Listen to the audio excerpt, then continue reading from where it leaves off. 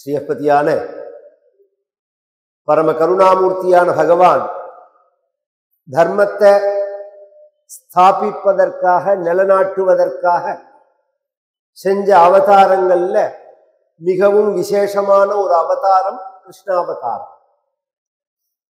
ஏன்னா அந்த கிருஷ்ணாவதாரத்துலதான் பகவான் நான் எதற்காக அவதாரம் பண்றேன், எப்பொழுது அவதாரம் பண்றேன் அப்படிங்கிறத சொல்றார்.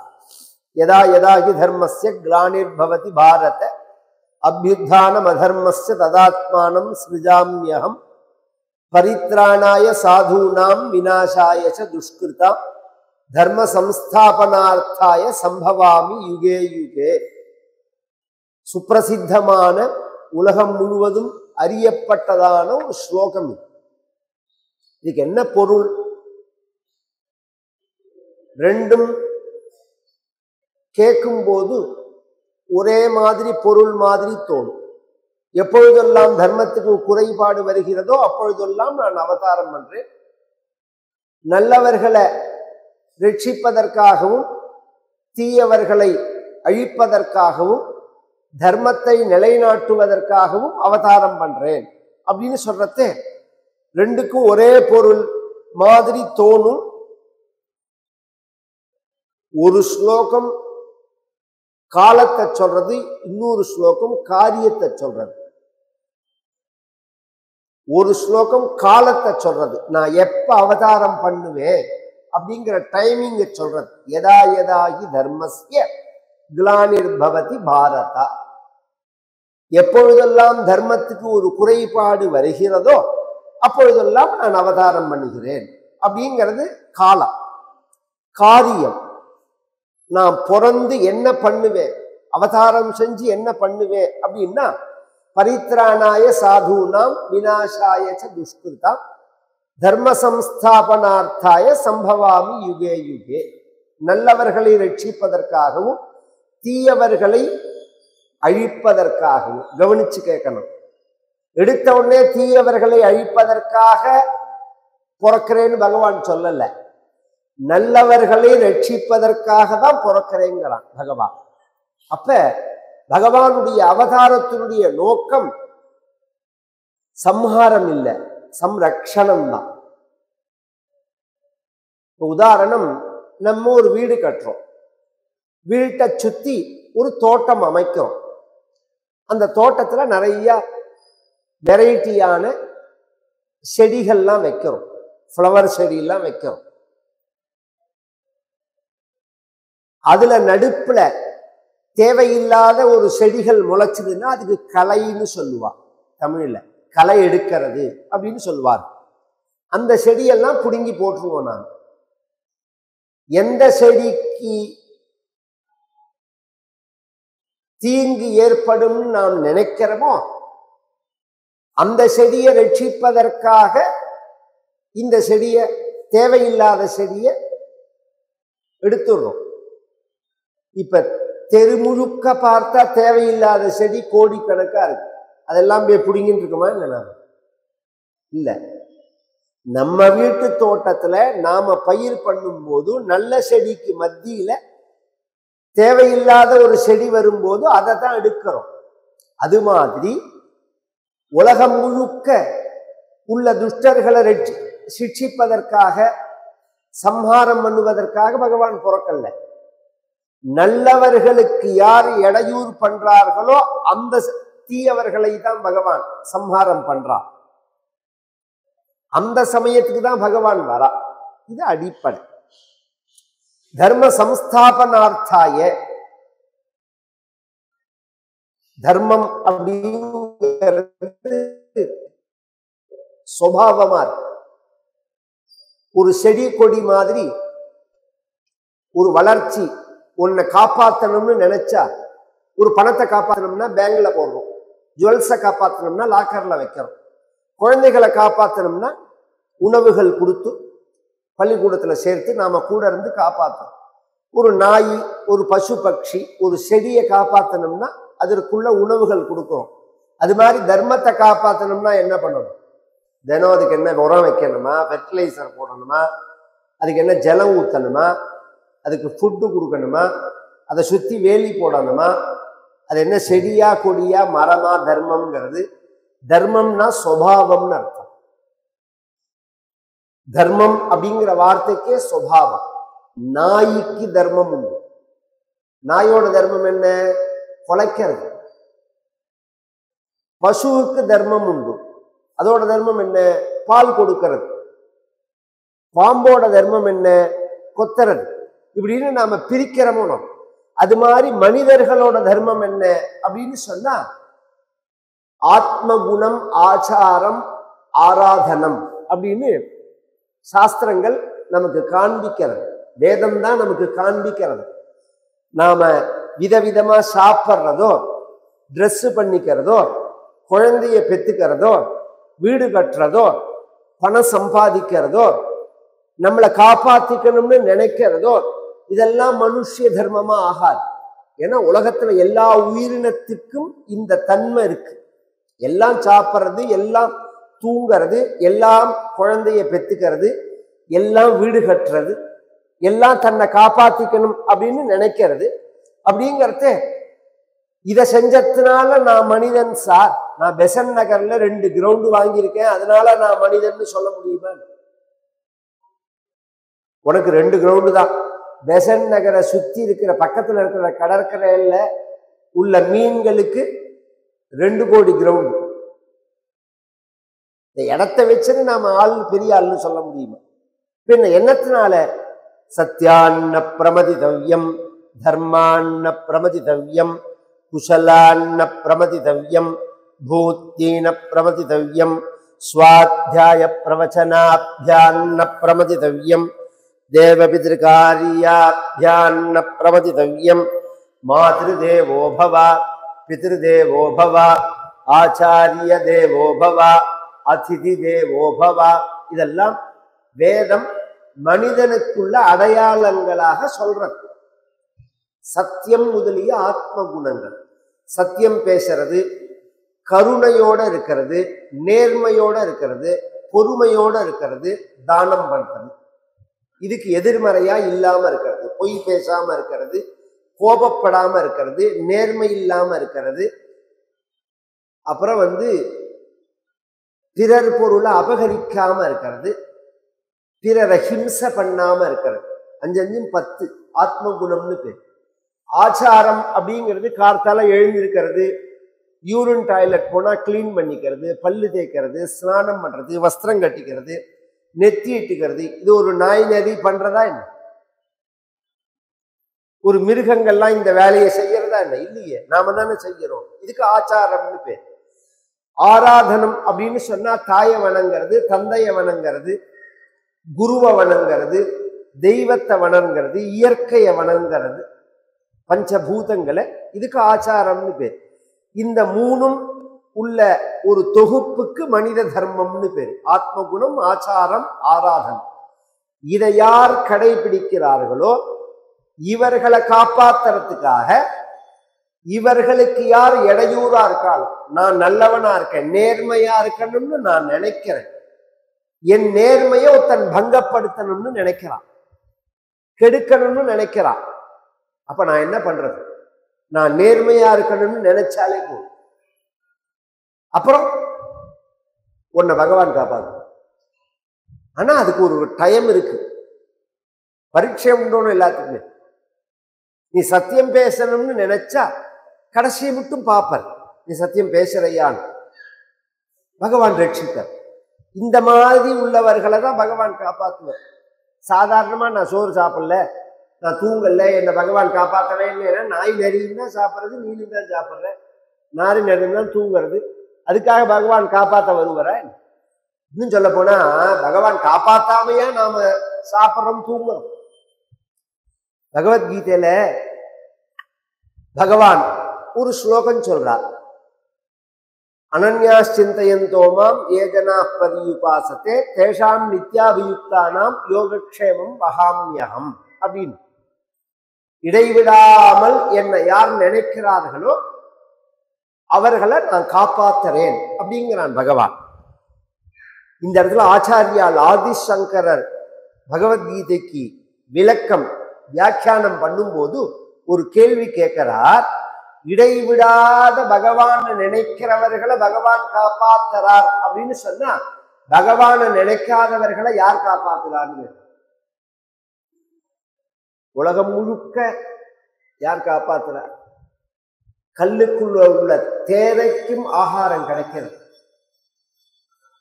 உலகம் காலத்துல மழை பெய்யறது, காலத்துல பயிர்கள் விளையிறது, காலத்துல உணவுகள் கிடைக்கிறது, காற்று இருக்கு,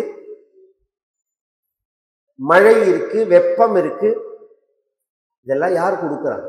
பீஷாஸ்மாத் வாதப் பவதே பீஷோதேதி சூர்யः பீஷாஸ்மாத் அக்னிச்சேந்திரஸ்ச மிருத்யுர்தாவதி பஞ்சம இதி அப்படின்னு உபநிடத்து சொல்றது. இதெல்லாம் யாருக்கு கட்டளையினுடைய கீழே இயங்கிறது? எல்லாம் பகவான் தான். அப்ப பகவான் தான் நம்மளை காப்பாத்துறான். நீ நினைச்சாலும் நினைக்கலனாலும் பகவான் தான் காப்பாத்துறான். நினைக்கிறவர்களுக்கு பகவான் காப்பாத்துறான்ங்கிற அனுபவம் இருக்கும், நினைக்காதவர்களுக்கு அது இருக்காது. ஒரு குழந்தை வளராத பிறந்த உடனே அந்த குழந்தைய அம்மா தான் காப்பாத்துறா. அது வளர்ந்த பிறகு அம்மா தான் காப்பாத்துறா. பிறந்த உடனே அந்த குழந்தைக்கு அம்மா காப்பாத்துறான்னு தெரியாம இருக்கு. வளர்ந்த உடனே அம்மா காப்பாத்துறான்னு தெரிஞ்ச உடனே அது என்ன பண்றது? அந்த அம்மாட்ட அன்பா இருக்கு. இதுதான் வித்தியாசம். பக்திக்கும் பக்தி இல்லாத நிலைக்கும் உள்ள வித்தியாசம் அதுதான். பகவான் எல்லாரையும் பகவான் தான் காப்பாத்துறான், அதுக்காக தான் அவதாரம் பண்றான். இது தர்மத்தை செய்யறவர்களை மட்டும் காப்பாற்றி பகவான் தர்ம சம்ஸ்தாபனம் பண்ணல. தர்மத்துக்கு இடையூறா உள்ளவர்களை அழிச்சதுனால மட்டும் தர்ம சம்ஸ்தாபனம் ஆகாது. அந்த தர்மத்தை செஞ்சு காமிக்கிறதுனாலையும் தர்ம சம்ஸ்தாபனம் வரும். ஏன்னா தர்மம்ங்கிறது செயல் வடிவா இருக்கு, சுபாவமா இருக்கிறதுனால இத டீச்சிங்ல சொல்ல முடியாது. மற்ற மதங்களுக்கும் இந்து மதத்துக்கும் என்ன வித்தியாசம்னா, மற்ற மதங்கள்லாம் பிரச்சார வடிவத்தில் இருக்கு, ஹிந்து மதம் அனுஷ்டான வடிவத்தில் இருக்கு. இங்க எல்லாம் செயல்தான். நீ நமஸ்காரம் பண்ணணும், பிராத்த ஸ்நானம் பண்ணணும், பூஜை பண்ணணும், ஜபம் பண்ணணும், பாராயணம் பண்ணணும், தியானம் பண்ணணும், ஹோமம் பண்ணணும், நாம ஜபம் பண்ணணும், கதை கேட்கணும், எல்லாம் செயல் வடிவமா இருக்கு. இந்த அனுஷ்டானம்ங்கிறது தான் முக்கியம். அப்ப நீங்க அனுஷ்டானம் இருந்தாதான் அந்த தர்மத்தை செய்ய முடியும். இதுக்கு ஒரு உதாரணம் சொல்லணும்னா, ஒரு குழந்தை, நம்ம பையனோ அல்லது பேரன் பேத்தியோ, அந்த குழந்தைகளை வளர்க்கறத பெரியவா கூட இருந்து வளர்ந்தா அது அந்த வளர்ப்பே தனியா இருக்கும். ஏன்னா நல்ல விஷயத்தை சொல்லி கொடுப்பான். அப்பா அம்மாவுக்கு கவனிக்கிறதுக்கு டைம் இருக்காது. தாத்தா பாட்டியோட வளர்றதே, காலத்தால எழுந்துங்க உடனே தாத்தாவோட எழுந்துக்கணும், பாட்டியோட. நான்லாம் எங்க தாத்தாவோடயே சுத்துவேன். அவர் குளிச்சுட்டு வந்தா அவர் உட்காந்துட்டு அவரோடையே அவர் மாதிரியே விபூதி வச்சுருந்து, அவர் மாதிரியே பஞ்சபாத்திரத்தை கையில வச்சிருந்து, நான் குளிச்சிருக்க கூட மாட்டேன். இதெல்லாம் தானே பூஜை பண்றதே மடியில உட்கார்ந்துட்டு அவர் அபிஷேகம் பண்ணனா நானும் பண்ணணும். இதெல்லாம் தான் சொல்லி கொடுக்கணும். எழுந்துன உடனே ஸ்கூலுக்கு போறத பத்தியோ அல்லது சாப்பிட்றத பத்தியோ இதெல்லாம் சொல்லி கொடுத்து வர வேண்டிய அவசியம் இல்லை. இதெல்லாம் தானாவே வரும். நல்ல குணங்கள், நல்ல பழக்க வழக்கங்கள், இதெல்லாம் சின்ன வயசுல நாம் சொல்லி கொடுக்கலன்னா அப்புறம் வராது. ஒரு ஜெனரேஷனை நாம வீணா அடிச்சுட்டோம். உண்மையை சொல்லணும்னா அதுதான். நம்ம அப்பா தாத்தா அப்படின்னு சொல்லி கொடுக்குற பழக்கம் இருந்தது. நம்ம காலத்துல அதை விட்டுட்டோம். இப்பயும் அந்த தப்பை பண்ணினோம்னா மேல எத்தனையோ ஆபத்துகள். நேற்றுக்கு PM பேசும்போது அபூர்வமா ஒரு விஷயத்தை சொன்னார். இதை நான் ரொம்ப நாளா சொல்லிட்டு இருக்கேன் உபன்யாசத்துல. என்ன நடக்கிறதுன்னே தெரியாம நாம இருக்கோம். இது நம்ம தேசம், நம்ம தர்மம், நம்ம ராஜ்யம் அப்படிங்கிறத நாம் ஸ்தாபிக்கணும்னா அந்த தர்மத்தை அனுஷ்டானம் பண்றவாளுடைய ஸ்ட்ரென்த் கூட இருக்கணும். நல்லவர்கள் ராஜாவா வரணும்னா பிரசன்டேஜ்ல நல்லவர்கள் ஓட்டு போட்டாதான் வருவார்கள். எங்க தாத்தா 75 வருஷம் முன்னாடி சொல்லிட்டு போனார் ஒரு விஷயத்தை. பசுமாட்டுக்கு குழந்தை பிறந்தா பார்க்கிற இடங்கள்லாம் பசுமாடா இருக்கும். பன்னிக்குட்டிக்கு குழந்தை பிறந்தா பார்க்கிற இடங்கள்லாம் பன்னியா தான் இருக்கும். அது மாதிரி நல்லவர்களுக்கு குழந்தை பிறந்தாதான் உலகம் முழுக்க நல்லவர்களா இருப்பாங்க. இந்த பிரச்சனை என்னன்னா, நல்லவர்கள் குழந்தை வேண்டாம்னு நினைக்கிறார்கள். அது தப்பு. ஒரு குழந்தை போதும், 2 குழந்தை போதும். இதெல்லாம் யார் சொன்னது? சகஜமா அந்த காலத்துல 10 குழந்தை பெற்றுப்பாங்க. 10 குழந்தைகள் பெற்றுப்பாங்க. 10 குழந்தைகள்லாம் பெற்றுக்க முடியுமான்னா பெற்றுன்னு ரட்சிச்சிருக்கானே. இத்தனை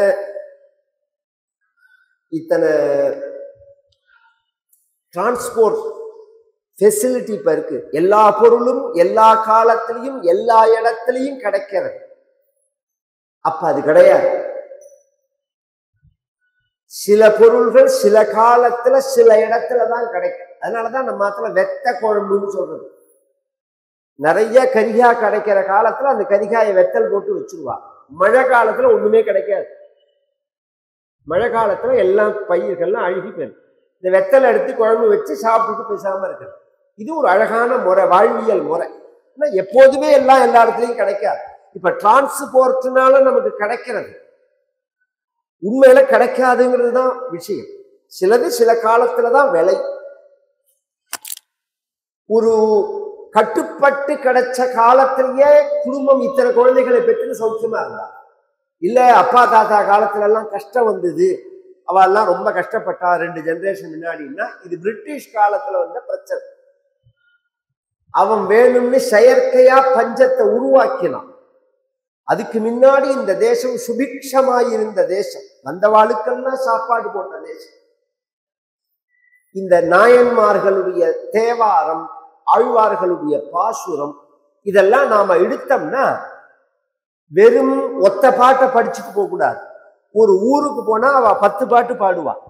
அந்த 10 பாட்டை நாம் கவனிச்சோம்னா அந்த ஊரை வர்ணிச்சிருப்பான்.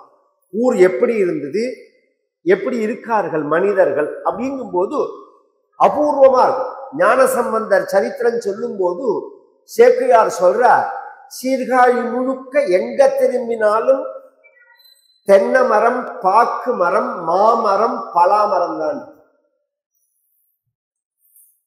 பலாமரத்துல மேல காய் காய்ச்சு அந்த காய் வெடிச்சு பலாச்சுவையில உள்ள தேன் கீழே உள்ள குளத்துல உள்ள தாமரையில சொற்றதான். இது கற்பனை இல்லை, ஒரிஜினலா சொல்றார் சேக்கிழார். அது பார்க்கறதுக்கு ஆகுதி கொடுக்கிற மாதிரி இருக்கு அப்படிங்கிறார். இவ்வளோ சுபிக்ஷமா இருந்த தேசம்தான் இந்த தேசம். இவ்வளோ என்ன வளமில்லை இத்திருநாட்டில் அப்படின்னார் பாரதியார். இதுல ஒரு ஆச்சரியம் என்னன்னா, அவர் காலத்துல சொல்லும் போது திருட்டுத்தனம் நடந்திருந்த காலம், இந்த தேசத்தை சுரண்டின காலம் அது. அப்ப முன்னாடி எப்படி இருந்திருக்கணும், இப்ப பழையபடி பழைய ட்ராக்குக்கு நாம வந்தாச்சு அப்படிங்கிறத பழைய லைஃப் ஸ்டைலுக்கு நாம மாறணும்னு நினைக்கணுமே தவிர, அவன் யாரு நமக்கு சொல்லி கொடுக்கறது? வெஸ்டர்ன் கல்ச்சர் என்ன? மிருக வாழ்க்கை, மனித வாழ்க்கை இல்லை. முக்கியம் நல்லவர்கள் குழந்தைகளை பெற்றுக்கணும், நிறைய குழந்தைகளை பெற்றுக்கணும். அப்ப என்ன ஆகும்னா, அப்பதான் தர்மம் ஸ்தாபிக்கப்படும், தர்மத்தை செயல்படுத்த முடியும். பகவான் அவதாரம் பண்றான், கிருஷ்ணாவதாரம் பண்ணிடான். இதுல இன்னொரு விஷயத்தையும் சொல்றான். இப்ப சாதாரணமா ஒரு நாஸ்திகன் பேசுறதுக்கு பதில் சொல்ல வேண்டாம், நம்ம அது அவசியம் இல்லை. ஆஸ்திகர்களுக்கு சந்தேகத்தை கலப்பற மாதிரி நாஸ்திகர்கள் சில விஷயத்தை சொல்லிட்டு போயிடலாம். ஒருத்தர் கிருஷ்ணர் பிறந்தார், பிறந்த இடம் அப்படின்னு சொன்னா தெய்வம்னா பிறந்தா எப்படி தெய்வமா? ராமர் பிறந்த இடம், கிருஷ்ணர் பிறந்த இடம் அப்படின்னா, ராமர் பிறந்தார், கிருஷ்ணர் பிறந்தார் அப்படின்னு நீங்க சொன்னீங்கன்னா பிறந்ததுன்னா எப்படி தெய்வமா? தெய்வமா இருந்தா பிறக்காது, பிறந்தா அவன் மனுஷன் அப்படிங்கும்.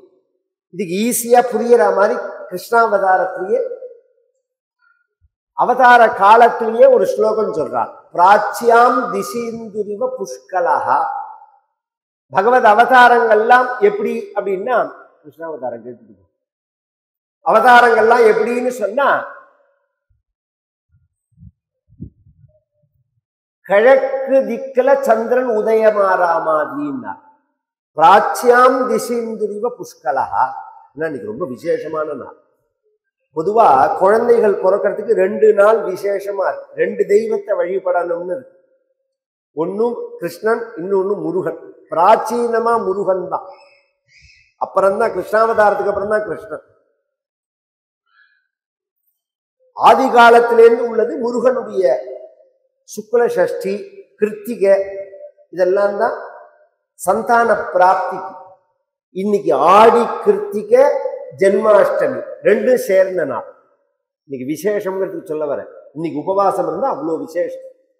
ஜென்மாஷ்டமி இன்னைக்கு உபவாசம் இருந்தாலே 1000 ஏகாதசி உபவாசம் இருந்த பலன். ராமநவமி, கிருஷ்ண ஜென்மாஷ்டமி, இந்த 2 நாள்ல நாம உபவாசம் இருந்தோம்னா 1000 ஏகாதசி உபவாசம் இருந்த பலன். இன்னைக்கு ஷஷ்டி வேற, இது இன்னைக்கு கிருத்திகை வேற. ரொம்ப விசேஷமான நாள். பகவான் பிறந்தது எப்படி அப்படின்னா கிழக்கு திக்குல சந்திரன் உதயமாறா மாதிரி. சந்திரன் எங்க உதயமாறான்? கிழக்கு திக்குல. சூரியன் எங்க உதயமாறான்? கிழக்கு திக்குல. இந்த வார்த்தை பொருந்துமா சயின்டிபிக்கா? கிழக்கு திக்குன்னு ஒண்ணு உண்டா? ஃபர்ஸ்ட் நமக்கு புரியறதுக்காக நாம வச்சிருக்கோம். இந்த பூமியை தாண்டி ஸ்பேஸுக்கு போயிட்டோம்னா அப்புறம் திக்கு எதங்க? சூரியன் உதயமாறானா அஸ்தமரமானானா? 2மே கிடையாது. சூரியன் ஒரே இடத்துலதான் இருக்கான். மறையறா மாதிரி தோன்றா மாதிரி உங்க கண்ணுக்கு தான் காட்சி. கிழக்கு திக்கு. அப்ப நீ சொல்றையே சன்ரைஸ் சன்செட்னு சொல்றையே, அதைத்தான் நாங்களும் சொல்றோம். கிழக்கு திக்குல உதயமாறா மாதிரி எப்படி தோற்றமோ அது மாதிரி தேவகிட்ட பிறந்தா மாதிரி தோற்றம், கௌசல்யாட்ட பிறந்தா மாதிரி தோற்றம், அயோத்தியில பிறந்தா மாதிரி தோற்றம். இத பகவான் அர்ஜுனனுக்கு சொல்லும் போது அர்ஜுனனுக்கும் பகவானுக்குமே இது ஒரு ஆர்கியூமெண்ட் வந்தது. இந்த யோகம் 2வது அத்தியாயம், 3வது அத்தியாயம், 4வது அத்தியாயத்துக்கு ராஜவித்யா ராஜகுஹ்ய யோகம்னு பேர். இத சொல்லிவிட்டு பகவான் சொல்றான், இமம் விவஸ்வதே யோகம் புரோக்தவா நகமவ்யயம் விவஸ்வான் மனவே பிராக மனு ரிக்ஷ்வாகவே ததா ஏவம் பரம்பரா பிராப்தம். இத நான் விவஸ்வானுக்கு, விவஸ்வான்னா சூரியன், சூரியனுக்கு சொன்னேன், சூரியன் மனுக்கு சொன்னார், மனு இக்ஷ்வாகுக்கு சொன்னார். இப்படி இது பரம்பரையா வந்ததுனால, ராஜ பரம்பரையில வந்ததுனால ராஜயோகம்னு பேர் அப்படின்னு உடனே அப்ப அர்ஜுனன் கேட்கிறான், இவரு ஒரு நிமிஷம் நிறுத்தணும், உனக்கு எனக்கு ஒரே வயசு, கிருஷ்ணனுக்கும் அர்ஜுனனுக்கும் ஒரே வயசு. நீ குருஸ்தானத்துல உட்கார்ந்துட்டு நான் சிஷ்யஸ்தானத்துல உட்கார்ந்து இருக்கேங்கிறதுக்காக எதை வேணாலும் சொல்றத. சூரியன் அப்படிங்கிறவன் எப்ப தோன்றினான் அப்படின்னா கல்பகோட்டி காலம், கோட்டிக்கணக்கான வருஷம் ஆனது. கஷ்யபா துரிதாத் சூர்யாத் அப்படின்னு வேதம் சொல்றது. எத்தனையோ கோடி ஆண்டுகள் முன்னாடி தோன்றினான் சூரியன் அப்படிங்கிறத சூரியனுக்கு நீ சொன்னேன்னா உனக்கு எனக்கு ஒரே வயசு தானே, எப்படி நீ சூரியனுக்கு சொல்லியிருக்க முடியும்? மனு சூரியனாவது இப்ப இருக்கா, மனு இல்லை. மனுவுக்கு சொன்னேன்னா, இக்ஷ்வாகுவுக்கு சொன்னேன்னா அவர்கள்லாம் லட்சக்கணக்கான வருஷம் முன்னாடி இருந்த ராஜாக்கள். அப்ப பகவான் சொல்றான், இப்ப உனக்கு முன்னாடி நான் உட்கார்ந்து இருக்கிறத வச்சு நீ இப்ப மட்டும்தான் நான் பிறந்தேன்னு நினைக்காத. பகூனிமே வியதீதானி ஜென்மானி தவச்சார்ஜுனா, உனக்கும் பல ஜென்மாக்கள் உண்டு, எனக்கும் பல ஜென்மாக்கள் உண்டு அப்படின்னா. இதுக்கு முன்னாடியும் நான் பிறந்திருக்கேன், இப்பயும் பிறந்திருக்கேன். முன் ஜென்மாக்கள்ல நான் சொன்னது ஒண்ணு. 2வது விஷயம், நீ பிறந்தா அதுக்கு ஜனனம்னு பேரு, நான் பிறந்தா அதுக்கு அவதாரம்னு பேருன்னா. அவன் சொன்னா, இந்த பேரை மாற்றினத்தினால, லேபிள் மாற்றி ஒட்டுறதுனால புதுசுன்னு ஆயிடுமா? அது நீ பிறந்தா அவதாரம், நான் பிறந்தா ஜனனமா? எப்படி? நீனும் தேவகூதிட்ட பிறந்த, நானும் குந்திட்ட பிறந்தேன், 2 பேரும் பிறப்பு தானே? அப்படி கிடையாது. ஜென்ம கர்மச்ச மே திவ்யம் ஏவம் யோவேத்தி தத்வதா. உன்னோட பிறப்புக்கும் என்னோட பிறப்புக்கும் என்ன வித்தியாசம் அப்படின்னா, நீ கர்மாவுக்கு வசமாக பிறக்கிறாய், நான் கர்மாவை வசப்படுத்தின்னு பிறக்கிறேன். ஃபர்ஸ்ட் விஷயம். உன்னோட உடம்பு பஞ்சபூதங்களால தயார் பண்ணப்பட்டது, என்னோட உடம்பு திவ்யமானது. இந்த ரெண்டையும் சொல்லிட்டு மேல கதைக்குள்ள போறேன். கர்மாவுக்கு வசமா பிறக்கிறதும் கர்மாவை வசப்படுத்தின்னு பிறக்கிறது அப்படின்னா என்ன அப்படின்னா, சுதந்திரத்தோட இருக்கிறது, சுதந்திரம் இல்லாம இருக்கிறது. இப்போ ஒரு ஜெயில் இருக்கு. அந்த ஜெயில உள்ள கைதிகளை இன்ஸ்பெக்ஷன் பண்றதுக்காக 3 மாசத்துக்கு 6 மாசத்துக்கு ஒரு தடவை ஒரு அதிகாரி வெளியிலேருந்து வருவான். வந்து இந்த மனித உரிமைகள் மீறப்படாம, உங்களை ஹிம்சை பண்ணாம ஜெயில உங்களுக்கு உணவு கிடைக்கிறதா, அடிப்படை வசதிகள் கிடைக்கிறதா அப்படின்னு கேட்கறதுக்கு ஒரு அதிகாரி வருவார். அவர் உள்ள வந்த உடனே கதவை திறந்து அவரை உள்ள சேர் போட்டு உட்காத்தி வச்சுட்டு வார்டன் என்ன பண்ணணும், கேட்டை பூட்டிடணும். உள்ள இன்ஸ்பெக்ஷன் நடக்கும். முடிஞ்சு வெளியில வரத்தே வார்டன் கேட்டை திறந்து அவர் வெளியில வரணும். இது ப்ரொசீஜர். இப்படி உள்ள வந்து சேர் போட்டு அந்த ஆபீசர் உட்கார்ந்து வார்டன் கேட்டை பூட்டின உடனே அங்க உள்ள ஒரு கைதி அங்கேருந்து வந்து இந்த ஆபீசரை பார்த்து சொல்றா, ஐயா சாமி நீனு நானும் ஒண்ணு. அது மாதிரி சொன்னது அர்ஜுனன், நீனு நானும் ஒண்ணு. எப்படின்னு கேட்டார். நீனும் ஜெயில இருக்க, நானும் ஜெயில் உள்ள இருக்க. நீனும் கம்பி என்ற, நானும் கம்பி என்ற. ஜெயிலுக்குள்ள இருந்ததுனால, வெளியில பூட்டி இருந்ததுனால 2 பேரும் ஒன்னாயிட முடியுமா? இவர் எப்ப திறக்க சொல்றாரோ அப்ப திறக்கணும். அவன் எப்ப திறக்கிறானோ அப்பதான் இவன் யூரின் டாய்லெட்டே போக முடியும். 2 பேருக்கும் வாழ்க்கை அந்த சுதந்திரத்துல வித்தியாசம் இல்லையா? அது மாதிரி பகவானுடைய அவதாரம் காலத்தை வசமாக்கிண்டு பிறக்கிறது. ஜீவர்களுடைய ஜனனம் காலத்துக்கு வசமா. அடுத்த வருஷம், அடுத்த மாசம், அடுத்த வாரம், அடுத்த நாள், அடுத்த மணி, அடுத்த நிமிஷம் என்ன நடக்கும்னு நமக்கு தெரியாது. எல்லாம் பகவானுக்கு தெரியும். சர்வஜன்னு பேர் ஃபர்ஸ்ட் விஷயம். 2வது, நம்ம உடம்பு பாஞ்சபூதங்கள், பஞ்சபூதங்களுடைய சேர்க்கை நம்ம உடம்புங்கிறது. ஆகாசம், காற்று, நெருப்பு, நீர், நிலம். நம்ம உடம்புல ஸ்பேஸ் உண்டு, நம்ம உடம்புல காற்று உண்டு, நம்ம உடம்புல சூடு உண்டு, நம்ம உடம்புல நீர் உண்டு, வாட்டர் உண்டு, நம்ம உடம்புல மிருத்து உண்டு, பூமி உண்டு. எத்தனை தடவை சோப்பு போட்டு தேய்ச்சி குளிச்சுட்டு வெளியில வந்து ஒரு தடவை இப்படி தேய்ச்செல்லாம் மண்ணு வாசனை வரும். உடம்புல மண் இருக்கு, உடம்புலதான் மண். இது மாதிரி உடம்பு பகவானுக்கு கிடையாது. அப்ராகிருத்தமானது, திவ்யமானது. திவ்யம் அப்படிங்கிறதுக்கு ஆச்சாரியால் அப்ராகிருத்தம், பிரகிருதி கிடையாது அப்படிங்கிறார். இந்த எண்ணத்தோட தான் பகவத் அவதாரங்கள்லாம் கேட்கணும். இதுதான் பகவத் அவதாரத்துடைய ரகசியம். எல்லா அவதாரமும் இப்படிதான். பார்க்கறதுக்கு மனுஷன் மாதிரி இருந்தாலும் மனுஷன் கிடையாது. அதனால மனித தர்மங்கள் எல்லாம் பொருந்தாது. சிலது பொருந்தும், சிலது பொருந்தாது. ஏன் அப்படின்னு சொன்னா, சிலது நமக்கு நடிச்சு காமிக்கிறதுக்கு வந்தது, சிலது சுபாவமா சொரூபமா உள்ளது. புரியற மாதிரி சொல்றேனே, கிருஷ்ணனும் மனிதன் தான், நானும் மனிதன் தான், ராமனும் மனிதன் தான், நானும் மனிதன் தான் சொன்னா, ராமன் செஞ்ச கிருஷ்ணன் செஞ்ச காரியம் எல்லாம் உன்னால செய்ய முடியுமா? இதான் கேள்வி. கிருஷ்ணர் செஞ்ச காரியம் கோவர்தனோத்தாரணம்ங்கிறது. மலையை தூக்கினான். கடும் விஷமா உள்ள காளியன் மேல் நர்த்தனம் பண்ணினான் பகவான். தாவாக்னி பக்ஷணம் பண்ணினான். எத்தனை கோபிகைகள் உண்டோ அத்தனை ரூபத்தை பகவான் எடுத்திருந்தார். 16,108 பேரை கல்யாணம். இதுதான் நம்மளால பண்ண முடியும், வேற ஒண்ணும் பண்ண முடியாது. இப்ப நான் சொன்னேன் பாருங்க, கோவர்தனம், இதுலயுமே 5-6 தான் பண்ணிக்கலாம். 16,108 பேரை கல்யாணம் பண்ணிக்க முடியுமா? ராமர் குரங்குகளை வச்சுன்னு வேலை வாங்கிட்டு சேத்து பந்தம் பண்ணினார். 4 பேர் குரங்கு மாதிரி உள்ளவாளை வச்சுன்னு வேலை வாங்க முடியல நம்மளால. எவ்வளவு மண்ணாட்டமா இருக்கு.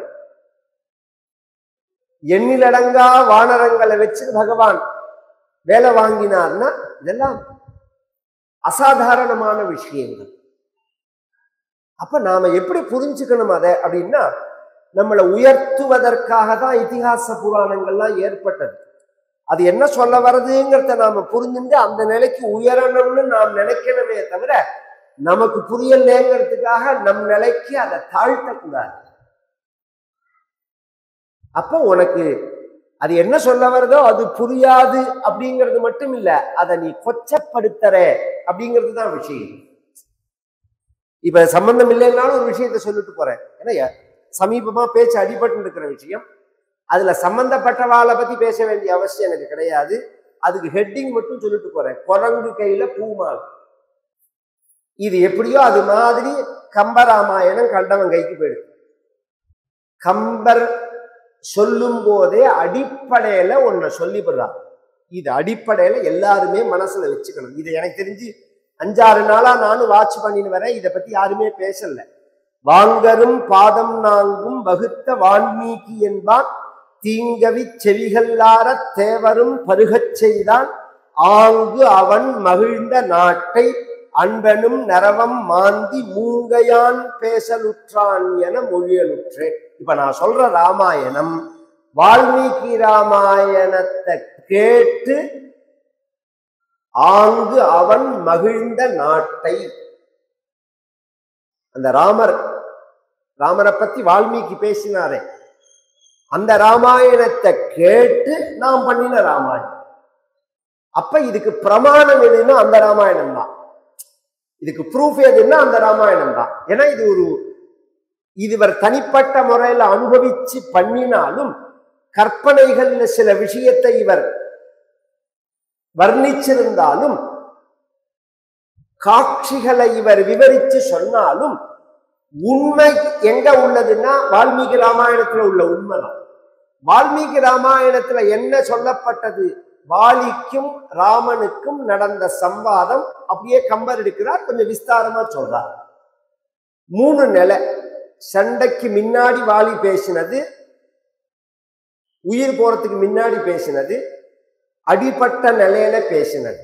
சண்டைக்கு போறதுக்கு முன்னாடி தார தடுக்கிறார், நீ போகாத, சுக்ரீவன் தனியா வரல, நாசகாய மகம்மன்னே சுக்ரீவம் த நிகாகதம், இவன் வேற யாரோ தன்னோட சப்போர்ட்ல தான் உன்னை எதிர்க்கிறான். ஏன்னா உனக்கு எதிர்த்தாப்புல நிக்கிறதுக்கே பயப்படுறவன் உன்னை எதிர்க்கிறான்னா அப்ப பின்னாடி ஒருத்தன் இருக்கான்னு தெரிஞ்சுக்க வேண்டாமான்னு. இது சத்ரு, இது நீதி சாஸ்திரம், இது ராஜ நீதி. அது சுண்டைக்கா மாதிரி உள்ள நாடு நமக்கு சவால் விட்டதுன்னா அப்ப அவனுக்கு தனியா சக்தி கிடையாது, பின்னாடி எவனோ கொளுத்தி விடுறான்னு அர்த்தம். இது அடிப்படை விஷயம். அப்ப அவன் கேட்டான், சுக்ரீவனுக்கு ஒரு சப்போர்ட் இருக்குன்னு நீ நினைச்சு சொல்றியா, விசாரிச்சு சொல்றியான்னு கேட்டான். நீ ஹேஷியத்துல சொல்றியா, அனுமானத்துல சொல்றியா, விசாரிச்சு சொல்றியான்னா நான் விசாரிச்சுட்டு தான் சொல்றேன். யாருன்னா அயோத்தியாதிபதிகள், தசரத குமாரர்கள், ராமலட்சுமணர்கள்னு பேரு, நிவாச விருட்ச சாதுனாம் ஆபண்ணானாம் பராகதின்னு தார வாக்குனால ராமரோட பெருமையை சொல்றான். அந்த இடத்துல வாலி ஒரு வார்த்தை சொல்றான், நீ சொன்ன ராமன் எனக்கும் தெரியுமே நன்னா. இப்ப நான் போய் சுக்ரீவனுக்கும் எனக்கும் ஒரு சண்டை நடந்தது அப்படின்னா அந்த சண்டையில ராமர் குறுக்கிட்டார்னா, ஒரு கால் ராமரால் நான் கொல்லப்பட்டேன்னா நீ என்ன பண்ணணும் தெரியுமா? நீ ராமனை கோவிச்சுக்க கூடாது. அப்படியே வால்மீகி ராமாயணம். நவிஷாதஸ்த்வயா காரியः ராகவம் பிரதிமத்கிருதே தர்மஜ்ஞஸ்ச கிருதஜ்ஞஸ்ச கதம் பாபம் கரிஷ்யதி. ராமன் எப்பேற்பட்டவன் தெரியுமா? தர்மஜ்ஞன், தர்மம் அறிஞ்சவன். கிருதஜ்ஞன், கிருதஜ்ஞன்னா செய் நன்றி மறவாதவன் அர்த்தம் இல்லை இங்க. கிருதம் ஜானாதீதி கிருதஜ்ஞா, இன்னார் புண்ணியம் செய்தவன் இன்னார் பாவம் செய்தவன்கிறது ராமனுக்கு தெரியும். அதனால அவனை நீ கோச்சுக்காது. இது முன்னாடி சொன்னது. கடைசியில தொத்தோகம் வதம் ஆகாங்ஷன்னு வாரியமானோப்பி தாரையா, உன் கையால நான் வதமடையணும்னே நான் வந்தேன் ராமாங்கிறான். இந்த ஆகாங்ஷன்னுங்கிற பதம் மனோவிருத்தியான பதம். சில பேர் உதட்டுல பேசுறதுக்கும் ஹிருதயத்திலேருந்து பேசுறதுக்கும் வித்தியாசம் உண்டோ? வாங்கோ வாங்கோ வாங்கோ வாங்கோ அப்படின்னு சொல்றதுக்கு வாங்கோ, இந்த ரெண்டு வாங்கோவுக்கு வித்தியாசம் இருக்கு. வாயால சொல்லுவா, ஹிருதயத்திலேருந்து சொல்லுவா. இந்த ஹிருதயத்திலேருந்து சொல்றான் வாலி, நான் உன் கையால நான் மரணம் அடையணுங்கிறத நான் விரும்பினேங்கிறது உண்மைங்கிறதுக்கு சாட்சி யாருன்னா தாரை, என் மனைவி. அவள் தடுத்து நான் வந்தேன். மனைவி தடுத்து ஒரு காரியம் செய்யக்கூடாது சாஸ்திரப்படி. நான் தடுத்து வந்தேன், ஏன்னா உன் கையால மரணம் அடையணும்னே வந்தேன். சரி, நடுப்புல என்ன ரொம்ப கோவிச்சுண்டியே, அங்க கோவிச்சுண்டான்னு தான் இருக்கு. ஏன்னா வால்மீகி ராமாயணத்துல சொல்லும் போது எப்படி பேசினான் வாலி அப்படின்னு சொன்னா, அப்ரவீத் பிரஸ்ரிதம் வாக்கியம் பருஷம் தர்ம சம்ஹிதம். முதல் வார்த்தையே பிரஸ்ரிதம்ங்கிறார், மரியாதையோட பேசலாம். மரியாதையை மீறி ஒரு வார்த்தை கூட பேசல. பருஷம் சுட சுட பேசினான், தர்ம சம்ஹிதம் தர்மத்தோட பேசினான். இதுதான் வால்மீகி சொல்றது. இந்த கம்பர் அதை எடுத்து பேசும்போது திகைத்தனர் அப்படிங்கிற வார்த்தை வருது பத்தியில. பொதுவா திகைப்புல ஒரு காரியம் செய்ய முடியாது. ரொம்ப ஈஸியா, ரொம்ப இலக்கணங்கள்லாம் பார்த்து டிக்ஷனரி எல்லாம் பார்த்து நீங்க இதுக்கு அர்த்தம் தெரிஞ்சுக்கவே வேண்டாம். திகைச்சு நின்னான்னு சொல்லுவோமா, திகைச்சு உருண்டான் பெறண்டான் கொலவண்ணான்னு சொல்லுவோமா? திகைச்சா மேல காரியம் செய்ய முடியாது. இந்த ஸ்டென்னாறது அப்படியே அப்படியே நிக்கிறது அப்படின்னு அர்த்தமே தவிர, நின்னான் பகவான், திகைச்சான், சீதையை விட்டு பிரிஞ்சு திகைச்சான், அங்கங்க நின்று நின்று பார்த்தான். புத்தி சுவாதீனம் இல்லாம ராமர் கொண்டும் போகல. புத்தி சுவாதீனம் இல்லாம போனா அவன் கேட்ட கேள்விக்கெல்லாம் பாயிண்டா அவன் என்ன கேட்டானோ அதுக்கெல்லாம் பதில் சொல்றான். மூணே விஷயம் தான் அவன் கேட்டான், உனக்கு எனக்கு என்ன சம்பந்தம்? நான் இன்னொருத்தரோட சண்டை போட்டு இருக்கிறதே, நான் உன்னை பார்க்காத போது யுத்தத்துல முன்னோட்டீஸ் கொடுக்காம என்ன நீ அடிச்சியா, அது தர்மமா? மூணாவது, நீ வேட்டையாடினேன்னா எதுக்கு வேட்டையாடின? இந்த மூணுக்கும் பதில் சொல்றாரு பகவான். உனக்கு எனக்கு என்ன சம்பந்தம்னா, நீ படுத்து இருக்கிற பூமியே என்னோடது, இது கிஷ்கிந்த எங்களோடதுன்னா. நாங்க சென்ட்ரல் கவர்மெண்ட் மாதிரி சாம்ராஜ்ய பட்டா உண்டு, அந்த காலத்திலேயே அந்த சிஸ்டம் உண்டு. பட்டாபிஷேகம் வேற, சாம்ராஜ்ய பட்டாபிஷேகம் வேற. இதெல்லாம் நம்ம சிஸ்டத்துல உள்ளதுதான். ராஜசூய யாகம், அஸ்வமேதம் முதலிய யாகங்கள் பண்ணிட்டா உலகத்துல உள்ள அத்தனை பேரையும் கண்ட்ரோல் பண்ற சக்தி வந்துடும். அப்படி ஒவ்வொருத்தரும் ஒவ்வொரு காலத்துல இருந்திருக்கா. ஏன்னா ராஜான்னு ஒருத்தன் இருந்தா அவனை கேள்வி கேட்கறதுக்கே ஆள் இல்லைன்னு சொல்லிட்டா அப்புறம் அவன், அதனாலதானே முஸ்லீம் பிரிட்டிஷ் எல்லாம் உள்ள பிரச்சனை பண்ணினதே. அவன் அயோக்கியத்தனம் பண்ணி அவன் தடி எடுத்தவன் தண்டாலாகி இதுல நல்லவனும் நாசமா போனான். அங்கங்க ஒரு போக வாழ்க்கையா மாறி போயிடுது. இந்த சோழ சாம்ராஜ்யங்கள்லாம் ஹீனமானத்துக்கு அப்புறம் தான் இவா உள்ள வந்தது. சோழர் பாண்டியர்கள்லாம் தர்மத்தை விட்டுட்டு ஒருத்தருக்கு ஒருத்தர் போக வாழ்க்கையை விரும்ப ஆரம்பிச்சதுக்கு அப்புறம் தான் இந்த மாலிக் கபூர் வந்ததோ அல்லது தஞ்சாவூர்ல நடந்ததோ ஹிஸ்டரி எடுத்து பார்த்தா இவன் தான் கூப்பிட்டதே அவனை. ஜவா எனக்கு ஹெல்ப் பண்ணுன்னு அவன் தான் கூப்பிட்டதே. வந்த உடனே பாம்பு எப்படி கரையாமுத்துல குடியிருக்குமோ அது மாதிரி அவன் இங்க தங்கிட்டான். இதெல்லாம் வரலாறு. நாம தர்மமா ராஜ்ய பரிபாலனம் பண்ணிட்டு நமக்கு மேல பலசாலியான ஒரு ராஜா இருக்கிற பரியந்தம் இந்த பாரத நாட்டை யாருமே டச் பண்ணணும்னு கூட நினைச்சதே கிடையாது, உள்ள வந்ததே கிடையாது. நமக்கு மேல பலமான ஒருத்தன் இல்லாதனாலதான் நமக்கு மேல பலமா ஒருத்தன் இருக்கணும். நம்மளை கட்டுப்படுத்தினவனா இருந்தாலும் நமக்கு மேல பலமா ஒருத்தன் இந்த அமைப்புலதான் குடும்பம், இந்த அமைப்புலதான் நாடு, இந்த அமைப்புலதான் உலகம். இந்த கட்டுப்பாட்டுல எனக்கு கீழே உள்ளவன் நீ. ஃபர்ஸ்ட் விஷயம், நான் உன்னை நான் உன்னை யுத்தம் பண்ணல, உன்னை தண்டிச்சேன். நான் என்ன குற்றம் பண்ணினேன்னு கேட்டான். அஸ்யத்துவம் தரமானஸ்ய சுக்ரீவஸ்ய மகாத்மனா. சுக்ரீவன் சம்சாரத்தை நீ புடிங்கிய அதுக்கு மரணமா குற்றம் தண்டனைன்னா? ஆமான். ஔரசீம் பகினீம் வாபி பாரியாம் வா பியனுஜஸ்யா பிரச்சரேத நரக்காமாது தஸ்ய தண்டோ வதஸ்மிருதா. இப்படி இருந்த தேசம் இது. வயத்துல பிறந்த பொண்ணு, கூட பிறந்த சகோதரி, சகோதரனுடைய மனைவி, இந்த 3 பேற்றையும் ஒருத்தன் காமத்தோட நடந்துட்டான்னா அவனை என்கொயரி விசாரணை பண்ணாம கொல்லணும்னு. பிரச்சரேத நர காமாதி தஸ்ய தண்டோ வதஸ்மிருதா. இது மனுஸ்மிருதி. வயத்துல பிறந்த பொண்ணுகிட்ட ஒருத்தன் தப்பா நடந்துட்டான்னா அவன்கிட்ட விசாரணை எல்லாம் கிடையாது, அடுத்த நிமிஷம் கொன்னுடும் அவன். அது தீய செடி, அது விஷச்செடி. அது சகோதரி, சகோதரனுடைய மனைவி. இப்ப கேள்வி, உன் சகோதரனோட மனைவியை நீ புரியுண்டிய நியாயமான? அவன் உன்ன என்ன பண்றான்? அயோக்கியனோட விஷயம் என்ன தெரியுமோ, பாயிண்ட நாம பேசினோம்னா அந்த பாயிண்ட்டுக்கு பதில் சொல்ல மாட்டான், அடுத்த பாயிண்ட்டுக்கு போயிடுவான். இவன் என்ன சொன்னா, இதெல்லாம் மனிதர்களுக்குள்ள சட்டம், நாங்க குரங்கு எங்களுக்கு கிடையாதுன்னா. அப்ப குரங்கு என்னைக்குடா சட்டம் பேசிருக்குன்னு கேட்டான் பகவான். நீ இத்தனை சட்டம் பேசுறீங்க, மனு தர்மம் மனு தர்மம் இத்தனை சட்டம் பேசுறீங்க. நீ எப்ப சட்டத்தை பேசுறையோ, நீ பேசுற சட்டம் உனக்கு தெரிஞ்சு பேசுறியா பேசலையா? இந்தியன் பீனல் கோடெல்லாம் போய் சமாப்தி ஆகி சமாதி பண்ணி எத்தனையோ வருஷம் ஆகும். இந்த பாரத் நியாய சஞ்சார்னு வந்தாச்சு. சட்டத்தோட பெயரே மாறிடுத்து, அதுவே தெரியாதவெல்லாம் சட்டத்தை பத்தி பேசுறான். அதுதான் இந்த விஷயமே. இந்தியன் சட்டம் எப்ப உனக்கு தெரியுமோ அப்பயே நீ அந்த சட்டத்துக்கு கட்டுப்பட்டவன்.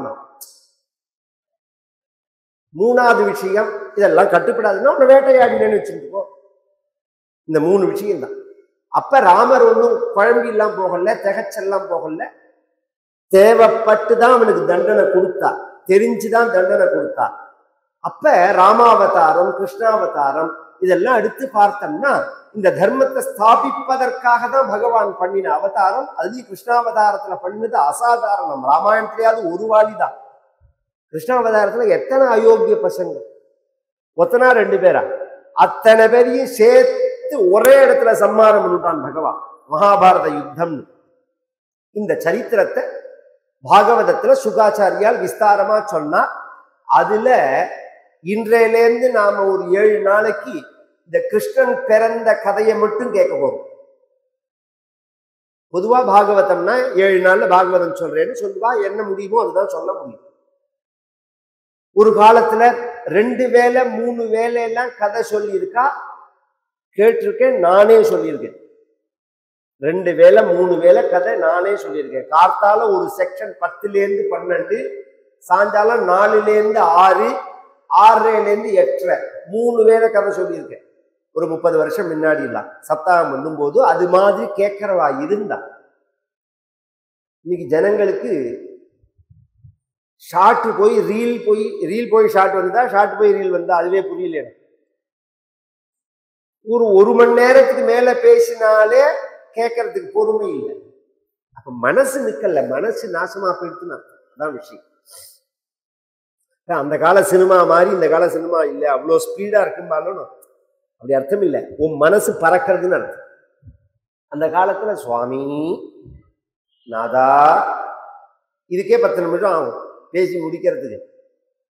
நமக்கு அதை பார்க்கறதுக்கு பொறுமை இருக்குது. இப்ப நமக்கு மனசு பறக்கிறதுங்கிறது தான் விஷயம். இப்ப ஷார்ட்டா சொல்லணும், சுருக்கமா சொல்லணும், அப்படிலாம் ஜனங்கள்கிட்ட ஒரு பழக்கம் உண்டு. அதனால ஜாஸ்தி சொல்ல முடியல. இப்ப இந்த ஒரு வாரம் நாம் எடுத்துட்டு இருக்கிறது கிருஷ்ண லீல, கிருஷ்ணாவதாரத்திலிருந்து ருக்மணி கல்யாணம் பர்யந்தம் உள்ள கதை மட்டும்தான். இத பரீட்சித்து அப்படிங்கிற பஞ்சபாண்டவர்களுடைய பேரனுக்கு சுகாச்சாரியால் பாகவதன் சொன்னாருங்கிறது பிரசித்தம். இவர் என்ன பண்ணினார், நவம ஸ்கந்தத்துல கிருஷ்ணாவதாரம் பண்ணி பகவான் பூபார நிவர்த்தி பண்ணி வைகுண்டம் பேட்டான்னு சொல்லி முடிச்சுட்டார். அப்ப ராஜா கேட்கிறான், இது பரியந்தம் எல்லார் கதையையும் விரிவாக சொன்ன நீங்கள் எனக்கு இஷ்டமான எங்கள் குல தெய்வமான எங்க தாத்தாவெல்லாம் காப்பாத்தின கிருஷ்ணனோட கதையை ஏன் விரிவா சொல்லல?